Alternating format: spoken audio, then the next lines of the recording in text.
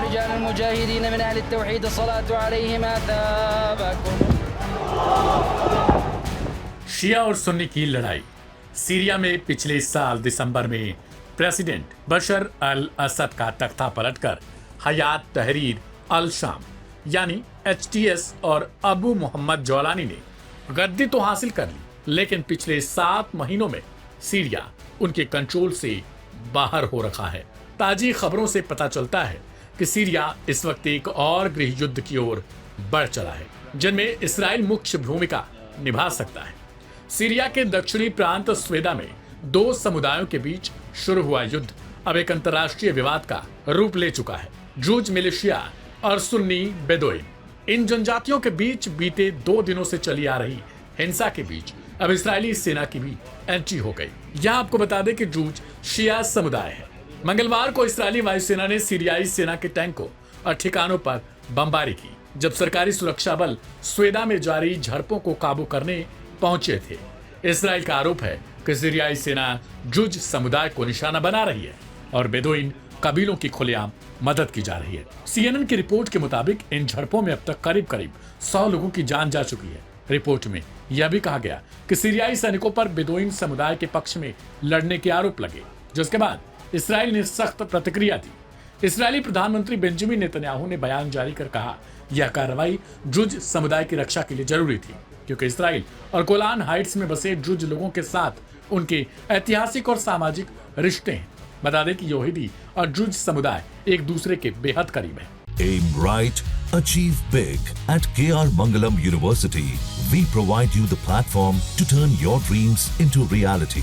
At KR Mangalam University. स्वेदा Syria का एक ड्रूज बहुल इलाका है, जो 13 साल से जारी गृह युद्ध के बाद लगातार उपेक्षा और अराजकता का शिकार रहा है। ड्रूज समुदाय, जो शिया इस्लाम की एक शाखा है, सीरिया, लेबनान और इसराइल में फैला हुआ है। स्वेदा शहर लंबे समय से ड्रूज मिलिशिया के नियंत्रण में रहा है, जिन्होंने सीरियाई सेना के साथ सहयोग करने से इनकार कर दिया। इस तनावपूर्ण स्थिति पर सीरिया के गृह मंत्रालय ने सफाई दी। उन्होंने कहा, यह सरकार और आपराधिक तत्वों के बीच की कार्रवाई है, न कि किसी सांप्रदायिक लड़ाई का हिस्सा। हालांकि मंत्रालय ने यह माना कि सरकार स्वेदा में कानून व्यवस्था बनाए रखने में बुरी तरीके से असफल है। इस पूरे घटनाक्रम के पीछे एक राजनीतिक पृष्ठभूमि भी है। सीरिया में हाल ही में सत्ता परिवर्तन हुआ है और अब वहां एक सुन्नी बहुल अंतरिम सरकार काम कर रही है, जिसने बशर अल असद की सत्ता को हटाकर शासन संभाला है। लेकिन सत्ता परिवर्तन के बावजूद ड्रूज, शिया, कुर्द और ईसाई जैसे अल्पसंख्यक समुदाय सरकार पर भरोसा नहीं कर पा रहे। इससे पहले भी मई 2025 में इस्राएली वायुसेना ने दमिश्क में राष्ट्रपति भवन के पास एक एयर स्ट्राइक की थी, जिसे नए राष्ट्रपति अहमद अल शरा के लिए एक स्पष्ट तौर पर चेतावनी मानी गई। हालांकि अल शरा ने इसराइल के साथ युद्ध में रुचि से साफ तौर पर इनकार कर दिया और कहा कि वे सिर्फ सीरिया के पुनर्निर्माण पर ध्यान देना चाहते हैं। लेकिन इसराइल के ताजा हमले ने सीरिया में चल रहे जाति और सांप्रदायिक तनाव को और गहरा कर दिया, यानी आग में पेट्रोल छिड़क दिया। अब यह संघर्ष केवल घरेलू लड़ाई नहीं, बल्कि क्षेत्रीय शक्तियों के टकराव में बदल चुका है। ईरानी समर्थकों का मानना है कि सीरिया में जो कुछ हो रहा है, उसके पीछे कहीं न कहीं इसराइल और तुर्की जिम्मेदार हो सकते हैं। यही चाहते हैं कि सीरिया अस्थिर रहे और ईरान का उस पर कोई प्रभाव न बन सके।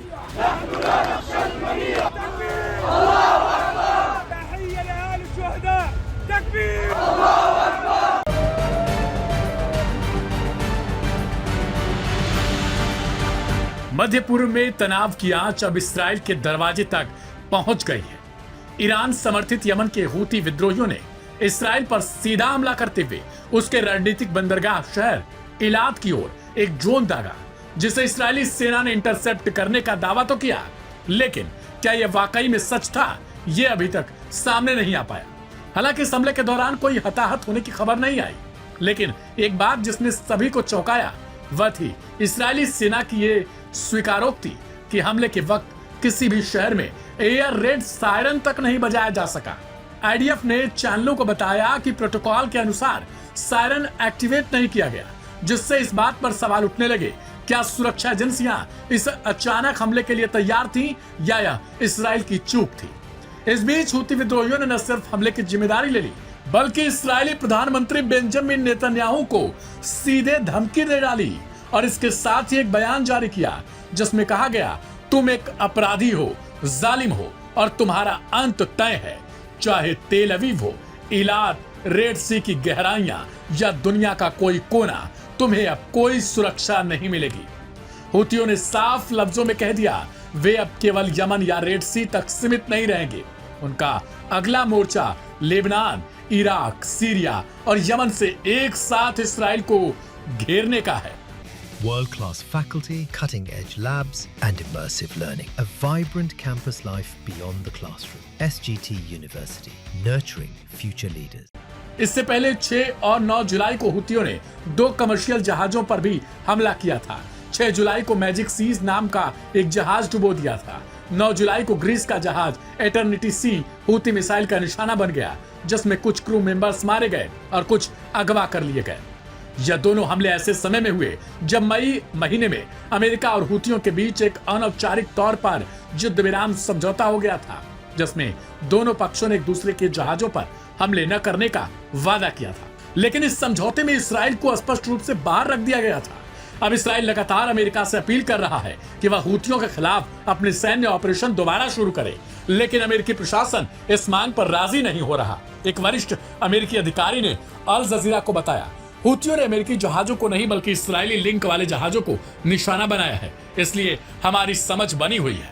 नेतन्याहू के लिए एक राजनयिक झटका उस समय और गहरा गया जब अमेरिकी राष्ट्रपति डोनाल्ड ट्रंप ने यह कहकर इसराइल का समर्थन करने से इनकार कर दिया कि उन्हें अब भरोसा नहीं। गौरतलब है कि हुतियों से सीज फायर के दौरान अमेरिका ने साफ तौर पर इसराइल का नाम नहीं लिया, बल्कि यूं कहें कि इसराइल को साफ तौर पर नकार दिया कि अब हुतियों से अकेले इसराइल निपटे। शायद इसीलिए अमेरिका अब इस जंग में कूदना नहीं चाहता, क्योंकि उसे पता लग चुका है कि हुतियों से निपटना कहीं न कहीं उसके लिए नामुमकिन जैसा बनता गया, जिसके कारण उसे सीज फायर करके जल्दबाजी में निकलना पड़ा। अब सवाल सिर्फ एक ड्रोन हमले का नहीं बल्कि पूरे क्षेत्र में फैलते युद्ध का है। क्या हुती अब इसराइल के खिलाफ एक फुल फ्लेज्ड वार की ओर बढ़ रहे हैं? क्या इलाद पर हमला एक ट्रेलर है और असली मोर्चा गाजा और लेबनान के बाहर अब यमन में खुल चुका है? इसराइल की सैन्य तैयारी, नेतन्याहू की कूटनीतिक चुनौतियां और अमेरिका की दूरी, ये सभी संकेत दे रहे हैं कि एक और बड़ा संघर्ष सामने खड़ा है, जिसकी आंच पूरी दुनिया महसूस कर सकती है।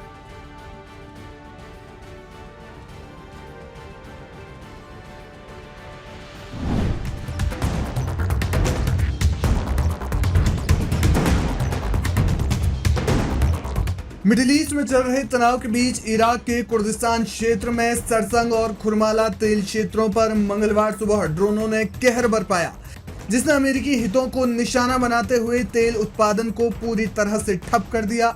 यह हमला, जिसे कुर्दिस्तान के अधिकारियों ने आतंकवादी कृत्य करार दिया, कहा जा रहा है कि अमेरिकी लालच और संसाधन लूट की नीति के खिलाफ एक और विद्रोह का प्रतीक है।